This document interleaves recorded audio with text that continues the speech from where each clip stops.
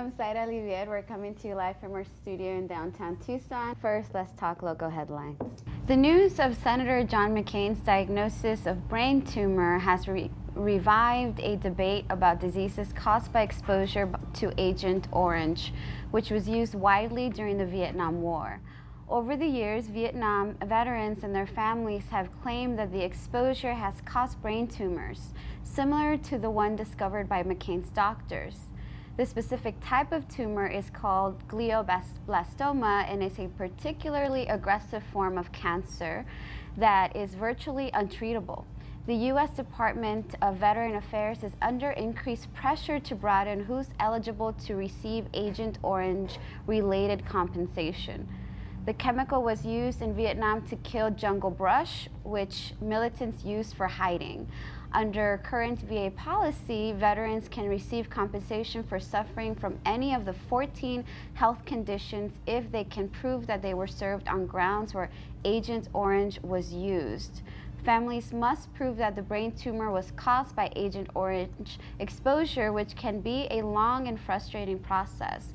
While McCain was likely exposed after serving 5 years in Vietnam, he has never sought compensation, so we'll probably never know for sure.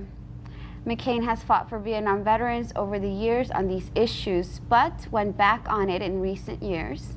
In 1991, he voted to approve a law that directed the VA to assume that every veteran who served in Vietnam was exposed to the chemicals.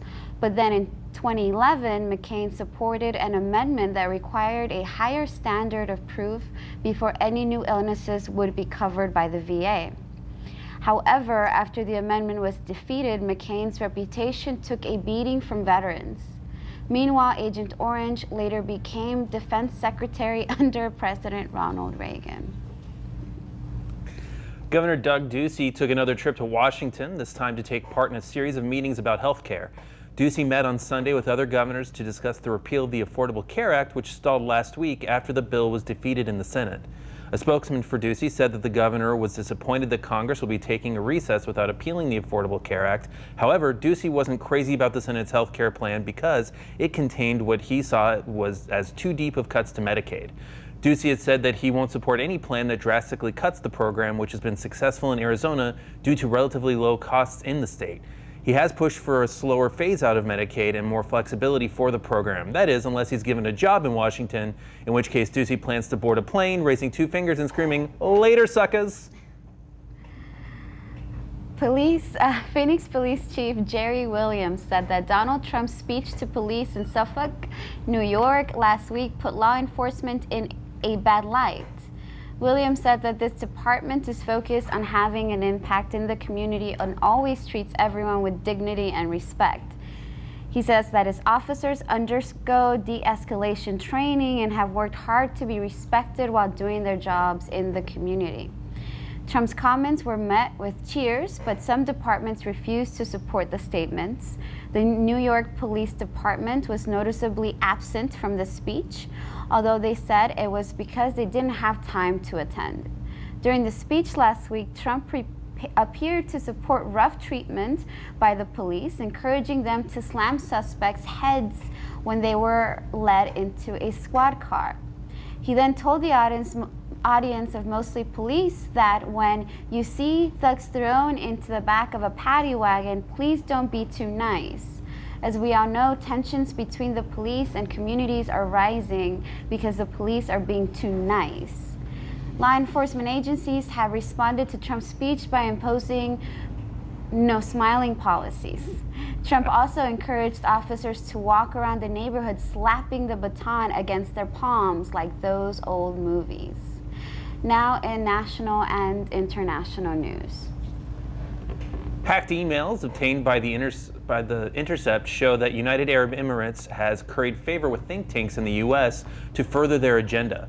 Last month, hackers began releasing screenshots of emails from the UAE's ambassador to the U.S., Youssef Al-Otaiba.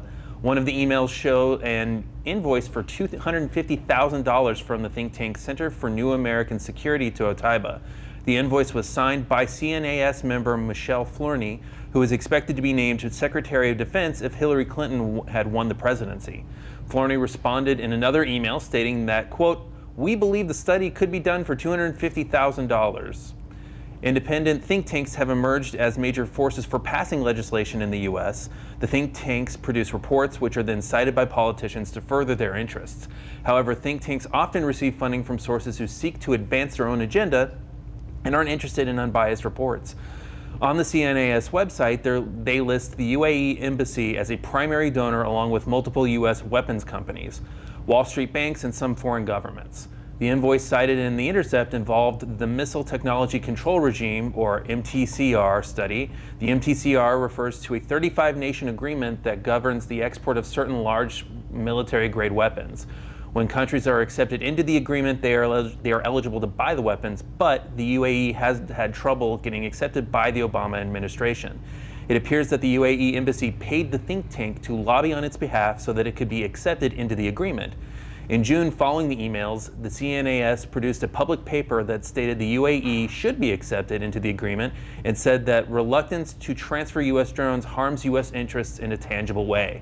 And it might be working, as several lawmakers have encouraged the Trump administration to allow the sale to go through.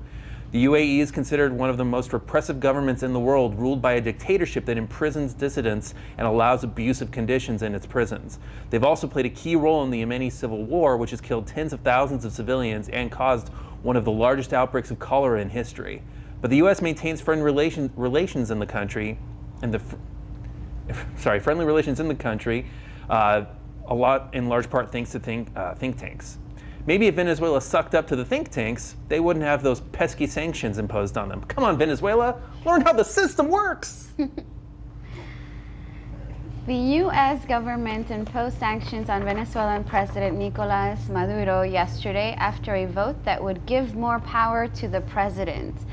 Maduro was labeled a dictator by the UN Ambassador Nikki Haley before issuing the sanctions, which ban U.S. firms and individuals from doing business with Maduro.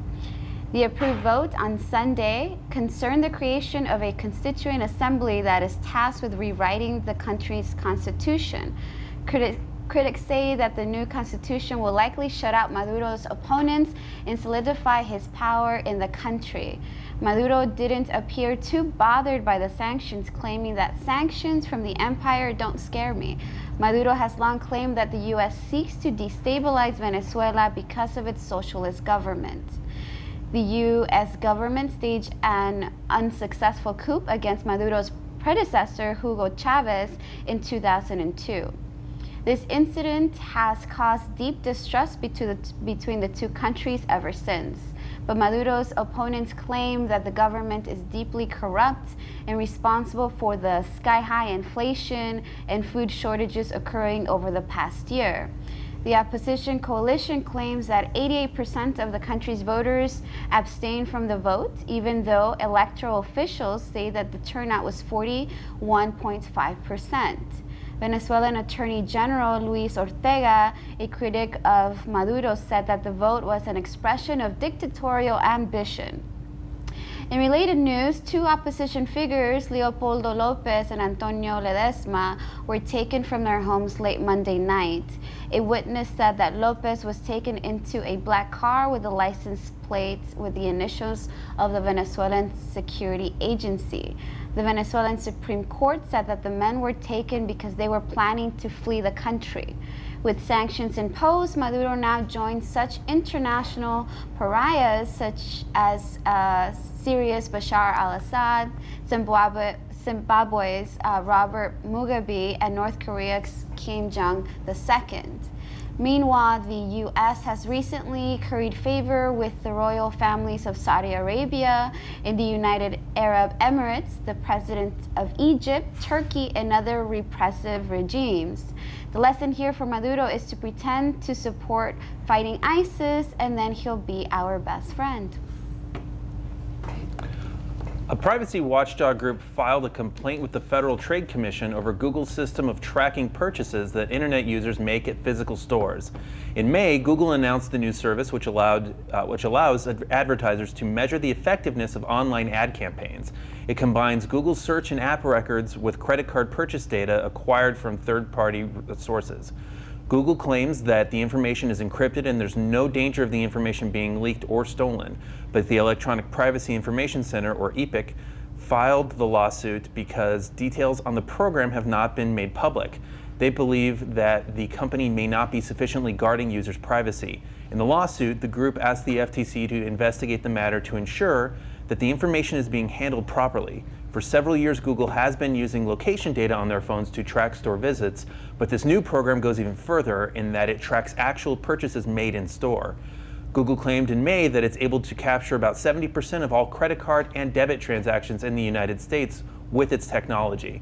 This data gets cross-referenced with existing information compiled by Google. The data showing the relationship between Google ads and purchases is then delivered to advertisers. Google claims that they can't determine particular individuals and doesn't know which products were purchased by these individuals. So don't worry, Google doesn't know about whatever your secret collection is. This was 5 on 20 News. Please remember to like and share and subscribe to our Facebook and YouTube channel for all of the latest Creative Tucson content. Stick around, we will be back shortly with myself and Edward for Adelante Tucson. Bye.